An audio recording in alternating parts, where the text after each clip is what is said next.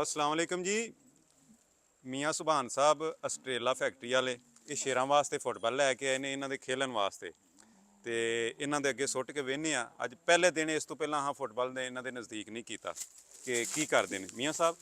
ਇੱਕ ਅੱਗੇ ਤੁਸੀਂ ਸੁੱਟੋ ਤੇ ਇੱਕ ਅੱਗੇ ਮੈਂ ਸੁੱਟਣਾ। ਇਹ ਵੇਖਨੇ ਇੱਕ ਵੱਡਾ ਤੇ ਇੱਕ ਛੋਟਾ।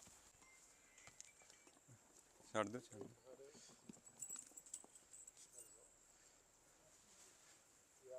ਲਓ ਜੀ ਮੀਆਂ ਸਾਹਿਬ ਦੇ ਨਾ ਫੁੱਟਬਾਲ ਅੱਛੇ ਨੇ ਜਿਹੜੇ ਸ਼ੇਰਾਂ ਕੋਲ ਨਹੀਂ ਪਾਟੇ। ਇਹ ਮੀਆਂ ਸਾਹਿਬ ਠੁੱਡਿਆਂ ਨਾਲ ਕਿੱਥੇ ਪਾਟਨੇ ਨੇ? ਇਹਦੇ ਨਾਲ ਰਹਿਣਗੇ ਵੀ ਐਕਟਿਵ। ਹਾਂ ਓਹ ਓਹ ਠੀਕ ਹੈ ਭਾਈ।